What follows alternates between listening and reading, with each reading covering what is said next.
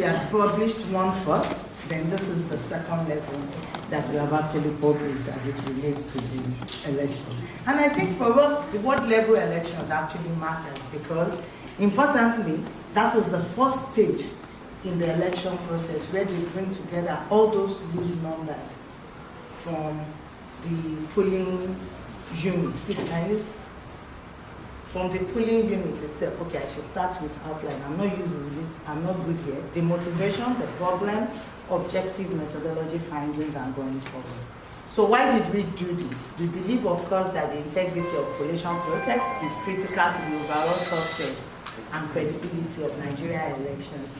And of course, when collation is rightly done, it will also confirm more trust and integrity in the whole electoral process. Then why what level collation for us? Because of course there are 3 or 4 levels of collation depending on what elections, what local government, state and federal collation when it comes to the presidential elections. But this is very critical. What level is actually very critical in the sense that INEC does not publish a disaggregated data of results, either from the polling unit or at that ward level. On all sides, the level of scrutiny that we have actually afforded that level of electioneering process has been quite low itself. So it's about vote reconciliation and collation function because which I've said earlier, the figures generated at this level are carried forward to the next level of collation. And at that level, I'm sure it is just the paper they will be reconciling. It will no longer be the votes.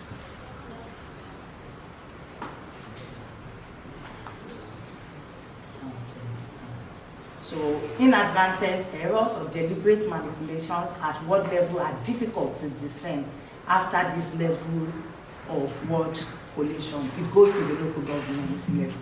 In fact, previously, most of us used to lay emphasis on local government collation. We had this belief that, oh, it's always at the local government level that if there is going to be any skewing of results, it happens. But more and more, we are beginning to see that there is a need for us to actually look at this from the ward level, where all that large number becomes 8,809 results itself. So it's the foundation, it's the building block, and any fault at this level, of course, will taint the whole entire process itself.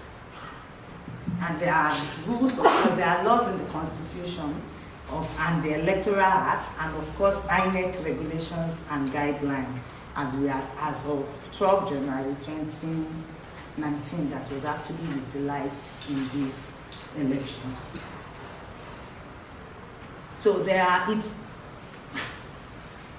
of course, while there are basics for collation to actually be done, what we saw during the 2019 elections was a quite chaotic process, a process where both actors, not just one set of actors, as you will see as follows later on, became quite chaotic, vulnerable to manipulation, and in several areas, parts of the country, it was disrupted and unnecessarily opaque at the end of it. We noticed that there were serious challenges, serious and significant challenges experienced during these elections itself. But in all of it, we were able to tailor it down to the issue of mistakes and misconduct of INEC staff. And we will elaborate further on that. The deliberate denial of access to observers and media during the elections. Logistical shortfall, intentional disruption by politicians, political talks, and party agents during the elections. And this is been so much exploited, and we believe without any apology that the integrity of the collation process itself is critical to the overall success and credibility of the elections. We believe that if this is well done and conducted, it will contribute to a transparent, organized, and well-regulated way.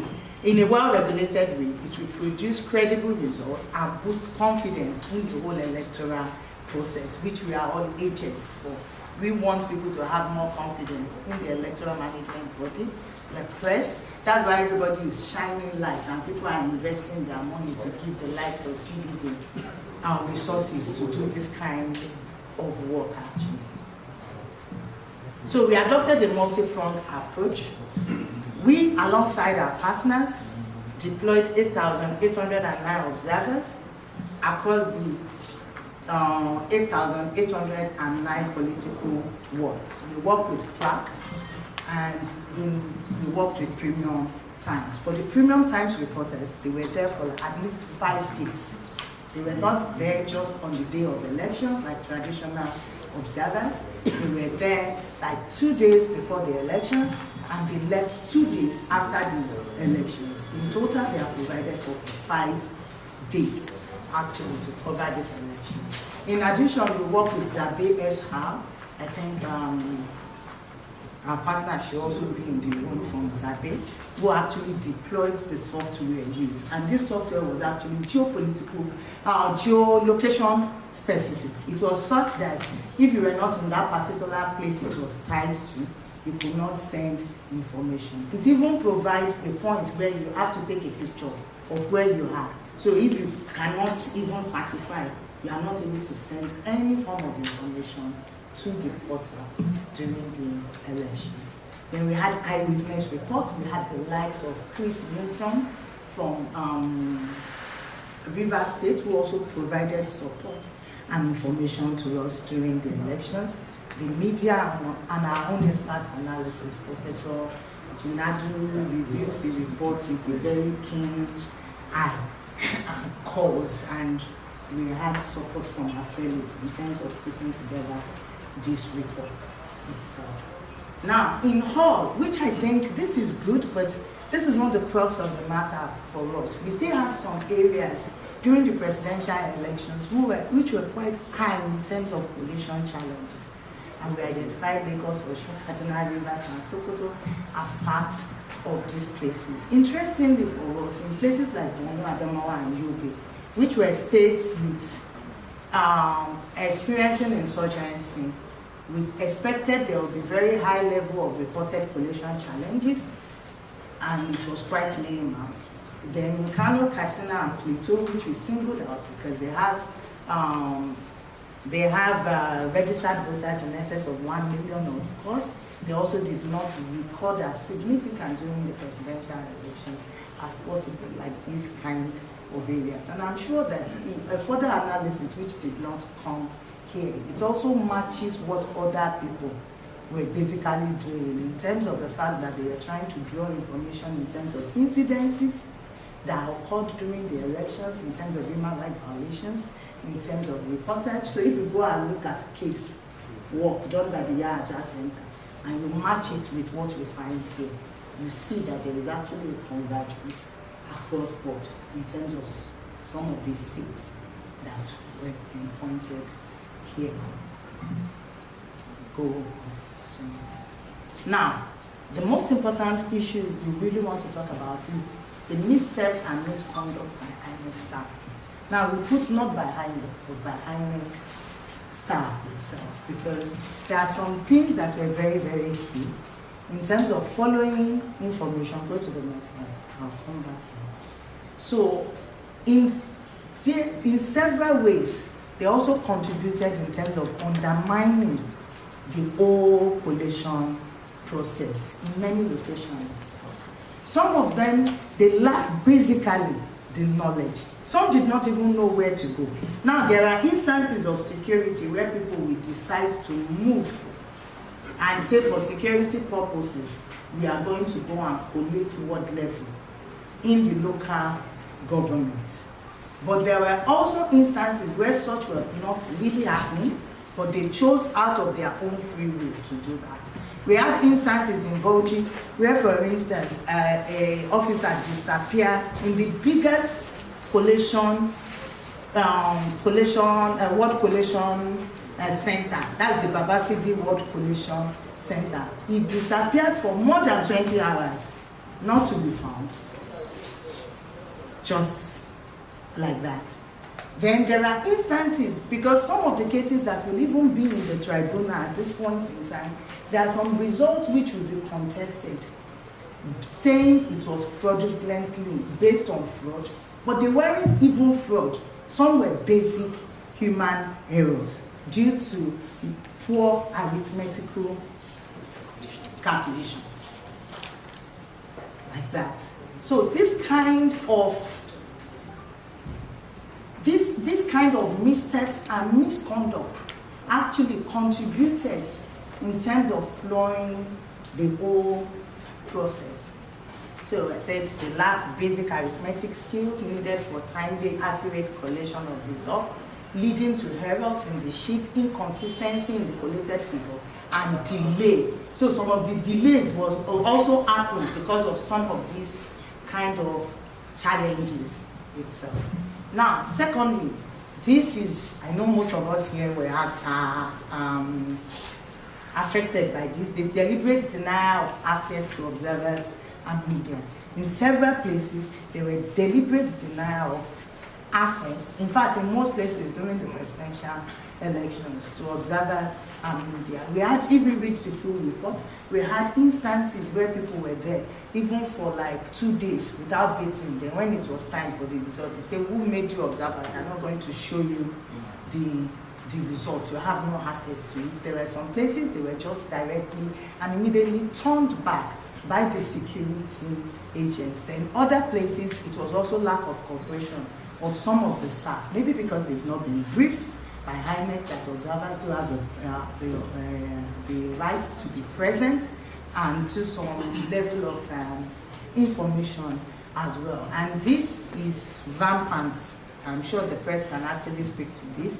Observers can also speak to this. And this itself casts doubt on the integrity of the process, because people will then start thinking in their mind that maybe something untoward is going to be happening when it's not necessarily even like that in some instances. Now, logistical shortfall itself, I think this is one of the major challenge at the level, world level collation. Immediately after the elections, in several instances, people were not even available. Vehicles were not available to take people to the next collation unit. In some instances, people were not there to talk about, they were not either, there are no lightning or poor lightning in some of the collation points itself. So they say generator, they say, so there is the issue of inadequate transport, the issue of where the people would even sleep at times became a challenge for them in several parts of the country, and in particular the issue of the poor lighting. We have given examples, Enugu, Lagos, Cross River. It cuts across this issue of logistical shortfall in the elections. Now, intimidation of collation staff and other malfeasance by security agents. Now, this presented itself in different dimensions. In several places, we saw instances of security agents even intimidating collation staff. In other instances, they did not deploy enough to cover the security of these staff in some areas like that. They failed to deploy adequate number of personnel to safeguard election officials and sensitive materials, and they got money, of course. We put some of the budget issue. In some instances, they disrupted the collation process themselves, and in some areas, I think in our first report, we found instances of them even collaborating with thugs in terms of disrupting the whole collation process. Then, of course, the issue of intentional disruption by politicians, political thugs, and party agents itself. The way the thugs, the agents were instrumentalized also contributed to collation challenges in the elections. In some places, they did not just intimidate, they threatened collation officer or even violently disrupted the whole collation process. So this is the act of the political actors in this area.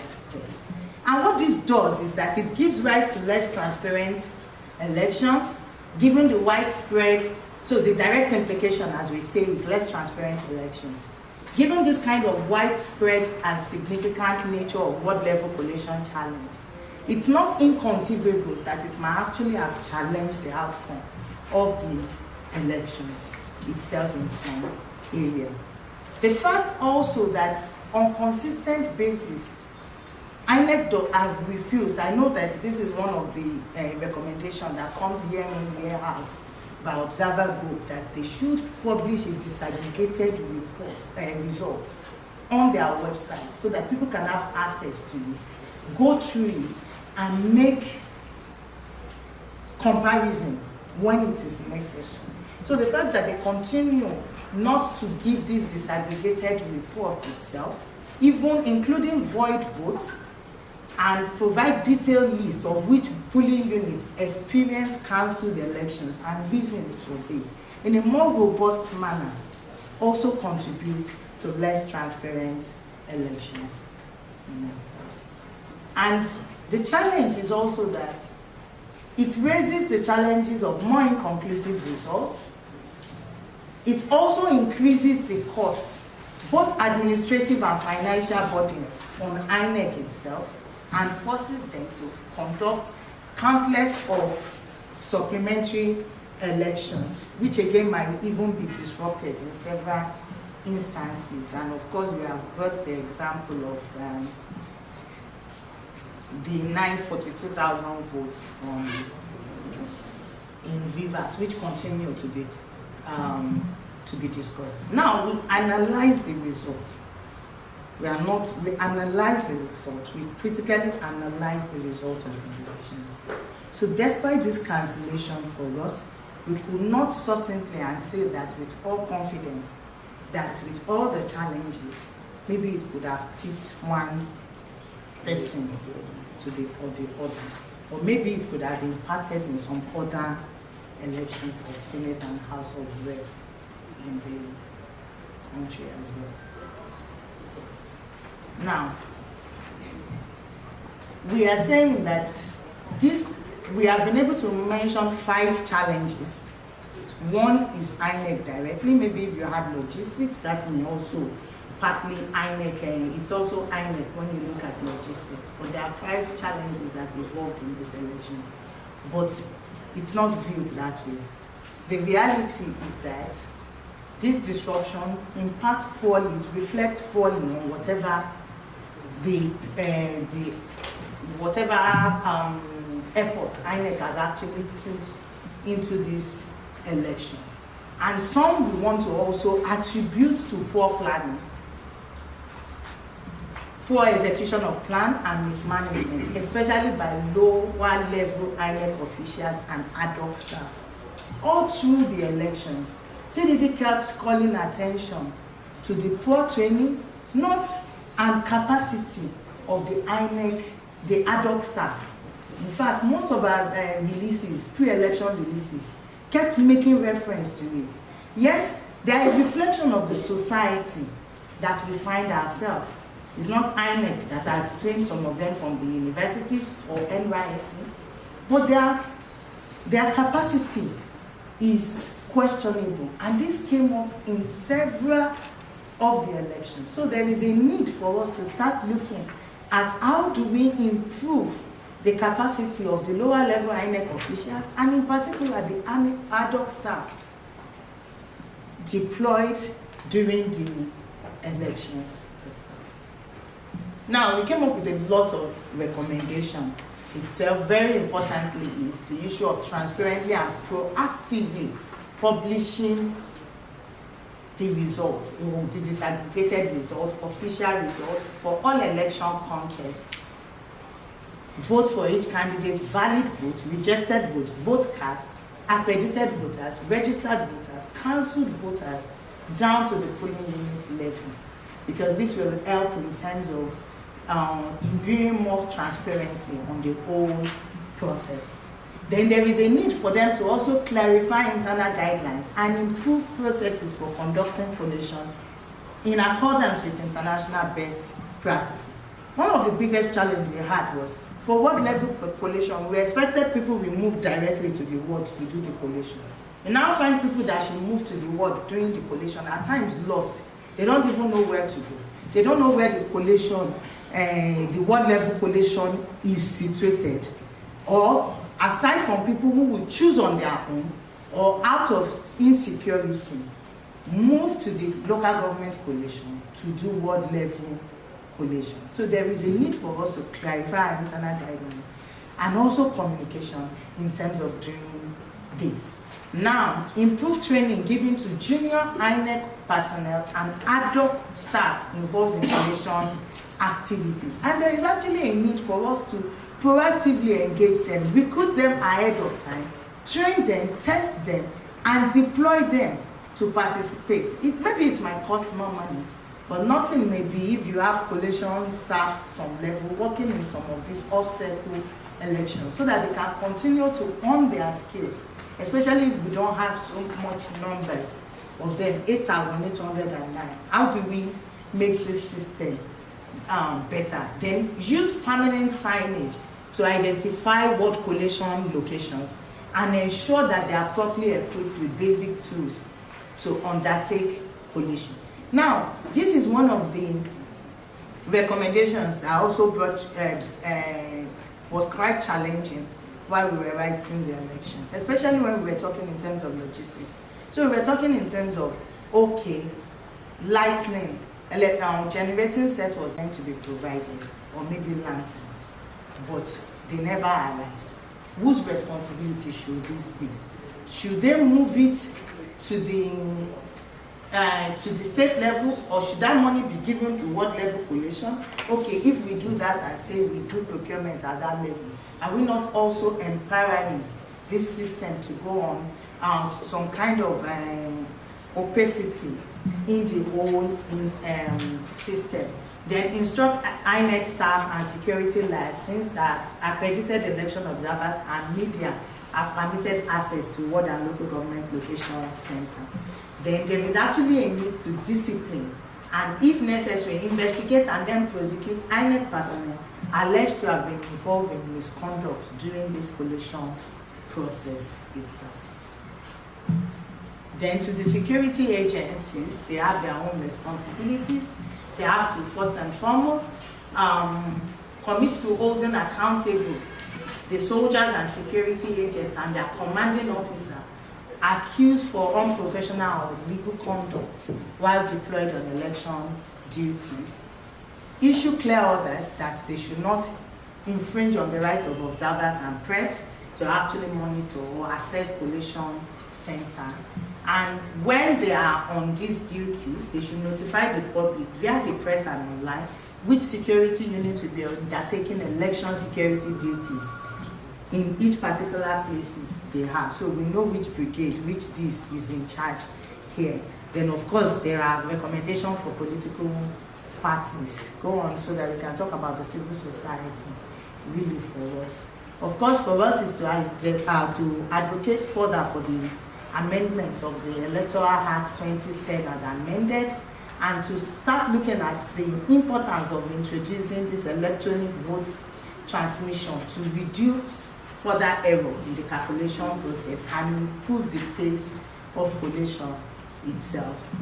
Then to work with INEC to improve its transparency and dissemination of election tabulation and results, particularly at the ward and local level, and for us to use, for CSOs to use as much as possible legal action and invoke the Freedom of Information Act to request as much as possible for INEC to publish full and detailed election results held since 2015 itself. Then we have recommendations for international community and development partners, and all this all together comes together is just about to improve transparency, accountability, management controls as it relates to the collation process, starting from the Kogi and the Bayelsa elections. Thank you very much.